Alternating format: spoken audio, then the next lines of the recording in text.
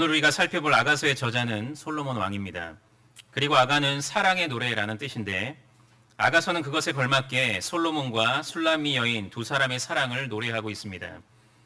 한편 아가서는 많은 신학자들로부터 정경성에 큰 의심을 받았는데 그 이유는 아가서에는 하나님 혹은 예수님이 단 한 번도 언급되지 않고 있을 뿐만 아니라 내용적으로도 선정적인 남녀의 사랑 고백만이 가득 차 있는 것처럼 보이기 때문입니다. 그래서 유대교에서는 한때 30세 미만은 이 성경을 읽지 말 것을 명령하기도 했습니다. 하지만 그럼에도 불구하고 결국 아가서는 정경 66권에 포함되었는데 그 이유는 이 성경이 복음의 진리를 명명백백히 선포하고 있기 때문입니다. 즉 아가서는 남녀의 사랑을 통해 신랑 되신 예수님과 그분의 신부인 성도의 친밀한 관계, 그리고 무엇보다도 성도를 향한 예수님의 무한하신 사랑을 증거하고 있기 때문인 것입니다.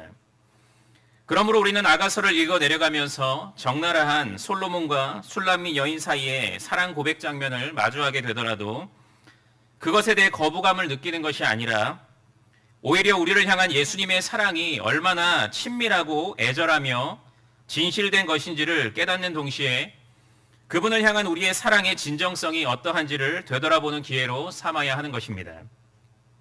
오늘 본문의 술람미 여인은 진정 솔로몬 왕의 사랑에 완전히 취한 자였습니다. 그 사랑의 늪에 완전히 빠져버린 사람이었습니다. 그래서 그녀의 삶은 정말로 행복했습니다. 그리고 그녀의 행복이 얼마나 컸는지 아가서 곳곳에서 구구절절 밝히고 있습니다. 그렇다면 이 시간 주어진 본문 말씀을 통해서 그 예수님의 사랑을 진정 충만히 받아 누리게 된 성도는 과연 이 땅에서 어떤 삶을 살아가게 되는지 함께 살펴봄으로써 은혜를 나누고자 합니다. 첫째로 예수님의 사랑을 충만히 받아 누린 성도는 나 자신을 아주 존귀한 자로 여기게 됩니다. 본문 1절부터 6절까지의 말씀을 다 함께 읽겠습니다. 시작. 솔로몬의 아가라, 내게 입맞추기를 원하니 내 사랑이 포도주보다 나음이로구나. 내 기름이 향기로워 아름답고 내 이름이 쏟은 향기름 같으므로 처녀들이 너를 사랑하는구나. 왕이 나를 그의 방으로 이끌어 들이시니 너는 나를 인도하라. 우리가 너를 따라 달려가리라. 우리가 너로 말미암아 기뻐하며 즐거워하니 내 사랑이 포도주보다 더 진함이라. 처녀들이 너를 사랑함이 마땅하니라. 예루살렘 딸들아, 내가 비록 거무나 아름다우니 게달의 장막 같을지라도 솔로몬의 휘장과도 같구나. 내가 햇볕에 쬐어서 거무스름할지라도 흘겨보지 말 것은 내 어머니 아들들이 나에게 노하여 포도원 지기로 삼았음이라. 나의 포도원을 내가 지키지 못하였구나. 아멘. 오늘 본문은 처음부터 끝까지 솔로몬 왕의 사랑을 받고 있던 술람미 여인의 고백을 다루고 있습니다. 여기 등장하는 술람미 여인은 술람미, 곧 수넴이라고 하는 시골 동네 출신의 한 여인으로서 그녀의 배경만을 생각해보면 그녀는 정말 뭐 하나 내세울 것 없는 비천한 여인이었습니다. 그렇게 생각해보면 이 이야기는 현실에서는 이루어질 수 없는 사랑 이야기입니다. 당시 솔로몬 왕은 절대 권력의 상징이 아니었습니까? 그런데 그런 그가 그와 같이 비천한 여인을 사랑한다는 것이 가당키나 한 것이겠습니까? 그럼에도 불구하고 이 이야기는 진정 솔로몬 왕과 그녀 사이에 진실되면서도 애절한 사랑을 보여주고 있습니다. 이제 본격적으로 본문의 내용을 살펴보면 본문 2절에서 술람미 여인은 내게 입맞추기를 원하니 내 사랑이 포도주보다 나음이로구나 라고 고백하고 있습니다. 그녀는 솔로몬과 입맞추기를 원했다고 했는데 당시 입맞춤은 신뢰, 존경의 표시요, 지금 이 시대와 마찬가지로 부부 사이에서는 대표적인 사랑의 표시임을 생각해 볼 때 이것은 솔로몬을 향한 그녀의 신뢰와 존경, 그리고 무엇보다도 사랑이 얼마나 컸는지를 알 수 있습니다. 그런데 그녀는 비천한 여인이었음에도 불구하고 왕인 그에게 아주 당당히 입맞춤을 요구했습니다.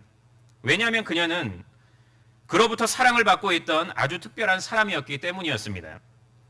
또한 그녀는 내 사랑이 포도주보다 나음이로다 라고 고백했는데 당시 포도주가 풍요로움, 축복, 형통의 상징이었음을 생각해 볼 때 그에게로부터 받은 사랑이 그녀에게 얼마나 달콤하고 행복하게 여겨졌는지를 알 수 있습니다. 또한 3절에서는 내 기름이 향기로워 아름답고 라고 했는데 이건 역시 당시 기름의 높은 가치를 생각해 볼 때 그녀는 진정 그의 사랑을 아주 기뻐하고 있었음을 잘 알 수 있습니다. 또한 내 이름이 쏟은 향기름 같다라고 했는데 이것은 그녀가 그의 고매한 인품과 지혜로움에 흠뻑 취해 있었음을 가리키는 것입니다. 그리고 처녀들이 그를 사랑한다고 했는데 이것은 그녀가 그를 흠모하는 많은 여인들로 인해서 질투심을 느꼈다기보다는 그가 그 정도로 훌륭한 사람이었다는 것을 강조하는 표현입니다. 그리고 본문 4절에서 그녀는 왕이 나를 그의 방으로 이끌어 들이시니 너는 나를 인도하라 라고 했는데 이것은 그와 단 둘만의 시간을 갖고자 하는 그녀의 갈망을 보여주고 있습니다. 그리고 그녀는 우리가 너를 따라 달려가리라 우리가 너로 말미암아 기뻐하며 즐거워하니 라고 했는데 여기 우리는 자신을 강조하는 표현으로서의 우리입니다. 그러므로 이 본문은 내가 당신께 더 가까이 가겠습니다. 그리고 그것이 나의 기쁨이요 즐거움입니다 라는 의미라고 할 수 있습니다. 그리고 그녀는 내 사랑이 포도주보다 더 진함이라 처녀들이 너를 사랑함이 마땅하다 라고 말하면서 그의 사랑과 인품을 또다시 칭송하고 있습니다. 한편 이어지는 본문 5절과 6절에서 그녀는 자신의 외모에 대해서 언급하고 있는데 그것은 곧 자신의 피부가 검다는 것과 게달의 장막 같은 곧 자신의 미모가 그리 빼어나지 않다는 것이었습니다. 그리고 그녀는 자신의 피부가 왜 그렇게 검을 수밖에 없었는지를 밝히고 있는데 그것은 바로 그녀가 오빠들의 강요에 의해서 어쩔 수 없이 그들의 포도원까지 돌봐야 했기 때문이었습니다.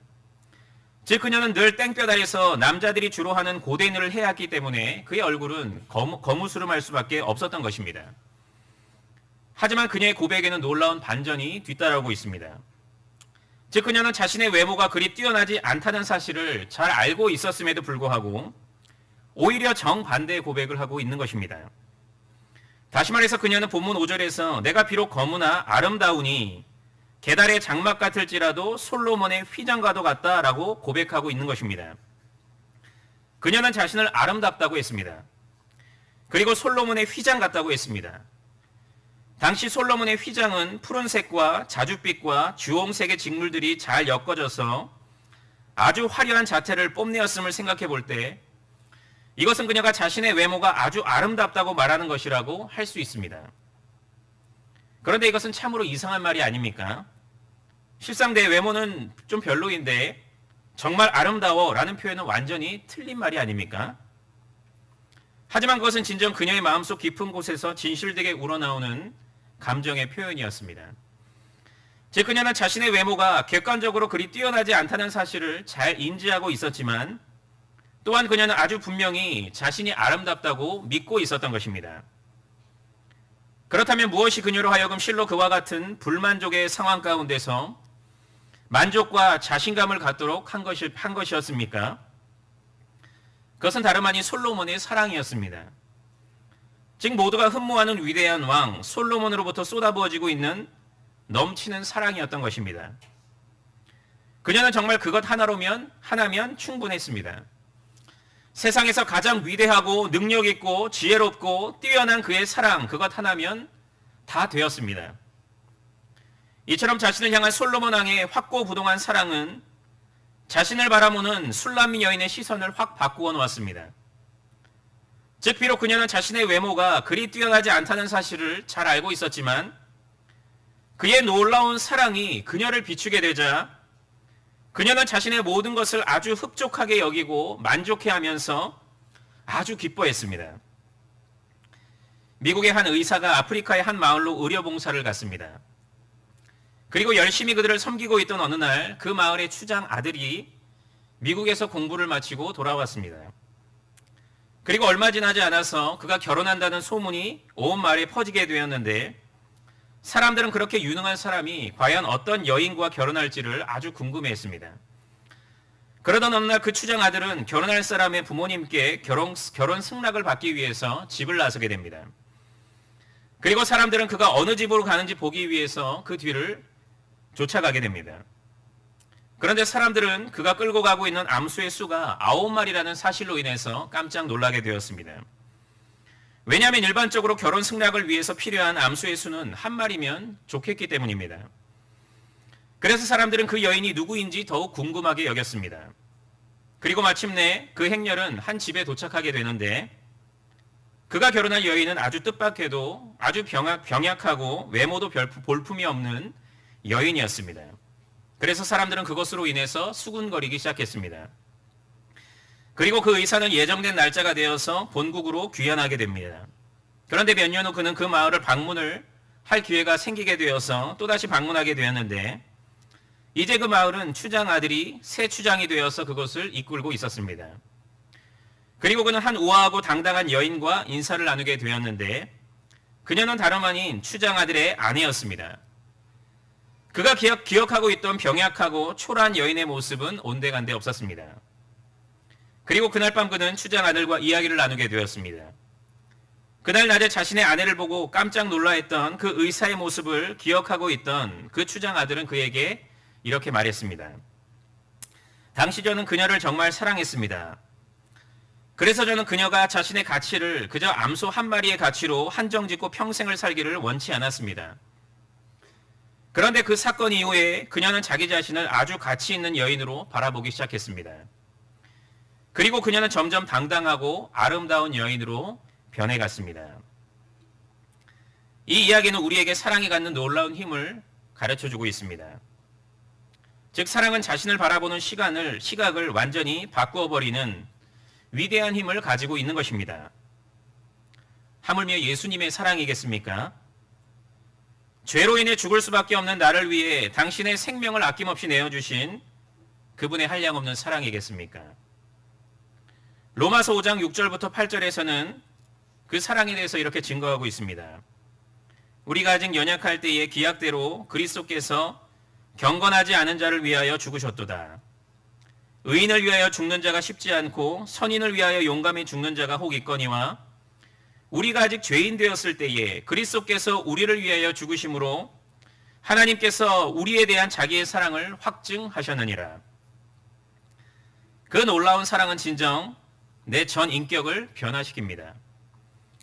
그래서 그것은 내 시각까지도 완전히 교정해버립니다. 즉 세상을 바라보는 시각도 사람을 바라보는 시각도 그리고 무엇보다도 나 자신을 바라보는 시각도 교정해버리는 것입니다. 즉 전에는 그저 세상의 기준에 따라서 그리고 다른 사람들과 비교해서 자신을 바라봤는데 예수님의 사랑을 깨닫게 된 이후에는 그분의 시각에 비친 나의 모습을 바라보게 되는 것입니다. 그렇다면 예수님의 눈에 비친 저와 여러분의 모습은 어떤 모습이겠습니까? 그것은 그야말로 눈에서는 하트가 발사되고 꿀이 뚝뚝 떨어지는 사랑스러움 그 자체일 것입니다. 왜 그렇습니까? 우리는 그분의 신부이기 때문입니다. 자신의 신부를 그처럼 사랑스럽게 보지 않을 신랑이 누가 있겠습니까? 그러므로 성도 여러분, 자신을 바라볼 때 그저 세상의 기준으로 바라보지 마시기를 바랍니다. 그러면 우리는 실망할 수밖에 없습니다. 왜냐하면 인간의 욕심과 욕망은 끝이 없기 때문입니다. 그 대신 예수님의 사랑받는 신부로서의 나를 바라보시기를 바랍니다. 예수님께서는 언제나 나를 사랑의 눈길로 바라보고 계십니다. 그리고 아주 행복하고 기뻐하고 계십니다. 스바냐 3장 17절에서 그 기쁨을 잘 설명해주고 있지 않습니까?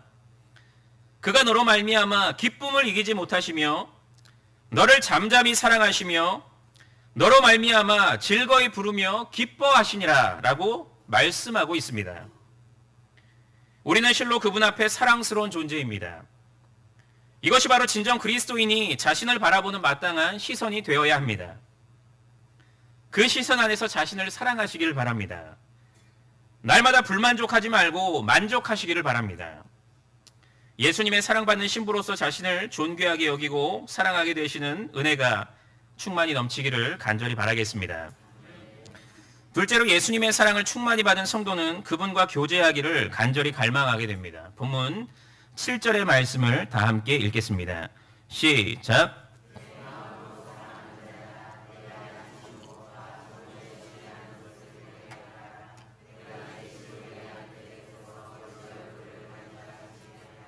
아멘. 앞서 술람미 여인은 솔로몬 왕으로부터 베풀어진 큰 사랑으로 인해서 자신을 존귀하고 아름다운 여인으로 바라보게 되었다고 했습니다. 그런데 그녀는 이어지는 본문 7절에서 그를 갈망하는 자신의 마음을 마음껏 표출하고 있습니다. 먼저 그녀는 솔로몬을 향해서 내 마음으로 사랑하는 자여 라고 했습니다. 이것은 그녀의 뜨거운 사랑을 잘 보여줍니다. 즉 그녀는 그를 자신의 생명처럼 귀하게 여기는 마음으로 사랑하고 있었던 것입니다. 그리고 그녀는 내가 양치는 곳과 정오에 쉬게 하는 곳을 내게 말하라 라고 했는데, 이것은 그와 단둘이 있고 싶은 그녀의 애틋한 마음을 잘 보여줍니다. 즉 그녀는 솔로몬 왕을 목자로 비유하여 그가 머무는 곳에 자신도 그곳에 있고 싶다는 감정을 표현하고 있는 것입니다. 다시 말해서 그녀는 그가 가는 곳이라면 어디든지 가서 그곳에서 함께 오붓한 시간을 보내고 싶었던 것입니다. 또한 이어지는 본문에서 그녀는 내가 어찌 얼굴을 가린 자 같이 되랴 라고 했는데, 이건 역시 그를 향한 그녀의 뜨거운 사랑의 감정을 잘 표현하고 있습니다. 얼굴을 가린 자는 당시 얼굴을 베일로 가리고 남자를 유혹했던 창녀를 가리키는 것인데, 그러므로 이것은 그녀가 솔로몬을 만나기 위해 이리저리로 돌아다니는 자신의 모습이 바로 그와 같은 여인처럼 비춰졌을 것임에 틀림이 없다고 말하고 있는 것입니다. 그렇다고 해서 그녀는 그것에 조금도 개의치 않았습니다. 다른 사람에게 그렇게 비춰진다고 하더라도 아무 상관이 없었습니다. 그를 만날 수만 있다면, 그와 함께 있을 수만 있다면 그런 것들은 정말 아무것도 아니었습니다. 그처럼 그는 진정 그를 만나기를 열망했습니다. 그에게 더 가까이 가기를 원했습니다. 왜냐하면 그녀는 그를 사랑했기 때문입니다. 그리고 무엇보다도 자신을 향한 그의 사랑을 계속해서 받아 누리고 싶었기 때문입니다. 즉 그녀는 그의 한결같은 사랑, 애끓는 사랑, 애틋한 사랑, 진실된 사랑, 그 모든 것을 끊임없이 누리기를 원했던 것입니다. 그래서 그녀는 그와 단둘이 있을 수만 있다면, 그와 같은 사랑을 나눌 수만 있다면 자신이 창녀와 같이 하찮고 천박한 여인으로 취급받는 것도 조금도 개의치 않을 수가 있었습니다. 이처럼 술람미 여인은 솔로몬 왕의 사랑을 충만히 받은 결과 그와 날마다 깊은 교제를 누릴 것을 사모하게 되었습니다. 그리고 그것을 위해서라면 자신의 자존심, 명예, 그리고 그 어떤 것까지도 기꺼이 포기할 마음의 준비가 되어 있었습니다. 왜냐하면 그녀는 그 교제 속에 가장 큰 행복과 즐거움과 기쁨이 있다는 것을 잘 알고 있었고, 그것을 충만히 누리고 있었기 때문이었습니다. 사랑의 감정은 진정 우리를 그 사랑의 대상에 더 가까이 가도록 만듭니다. 그것은 결코 억지가 아니라 아주 자연스러운 반응입니다. 연인은 늘 서로에게 가까이 가기를 원합니다. 그래서 피곤한 중에서라도 남자친구는 여자친구를 집 앞까지 바래다 주는 것이고, 장거리 연애를 하는 연인들은 서로를 만나기 위해 몇 시간의 긴 여행도 마다하지 않게 되는 것입니다. 그것은 부모도 마찬가지입니다. 아이가 태어나면 부모는 늘 그 아이에게 가까이 가기를 간절히 원하게 됩니다. 그 아이를 안고 싶어 하고, 뽀뽀해주고 싶어 하고, 밤새도록 업어주고 싶어 하는 것입니다. 손주에 대한 할아버지 할머니의 사랑 역시도 그것에 조금도 뒤지지 않을 것입니다. 이처럼 우리는 어떤 대상을 사랑하게 되면 필연적으로 진정 그 사람과 꼭 붙어있고 싶어 하는 감정을 느끼게 됩니다. 그런데 그와 같은 감정이 우리의 영원한 신랑 되시는 주님을 향한 신부된 우리의 감정이 되어야 함이 아주 마땅합니다. 어찌 신랑을 향한 신부의 사랑이 애틋하지 않을 수가 있습니까? 활활 타오르지 않을 수가 있겠습니까? 애절하지 않을 수가 있겠습니까? 결코 그럴 수가 없는 것입니다. 그것은 언제나 애틋하고 활활 타오르고 애절한 것입니다. 여러분, 이 시간 주님을 향한 나의 사랑이 어떠한지를 잠시 생각해 보시기를 원합니다. 나는 진정 그분께 가까이 가기를 원하고 있는지 생각해 보시길 바랍니다. 나는 진정 그분과 동행하는 것을 기뻐하고 있는지 생각해 보시기를 바랍니다. 혹시 나는 그분이 나와 함께 있지 않으셔도 전혀 상관없다고 여기고 있는 것은 아닌지 점검해 보시기를 원합니다. 내가 그분과 멀리 떨어져 있어도 괜찮다고 여기고 있는 것은 아닌지 점검해 보시길 바랍니다. 그런데 분명한 것은 예수님께 가까이 가는 것이 우리에게 최고의 복입니다. 그분과 동행하는 것이 우리의 최고의 행복이 됩니다. 왜냐하면 우리는 그분의 신부이기 때문입니다. 신부는 신랑에게 꼭 붙어 있을 때 가장 행복한 것입니다. 그렇다면 우리는 어떻게 그분께 더 가까이 가는 삶, 그분과 동행하는 삶을 살아갈 수 있겠습니까? 그것은 바로 우리가 하나님의 말씀을 가까이 하는 것입니다.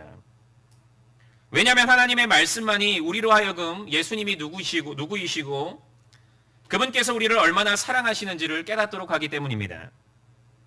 그래서 우리로 하여금 그분의 성품과 뜻에 합한 삶, 그리고 그분의 은혜에 합당한 삶을 살아가도록 하기 때문인 것입니다.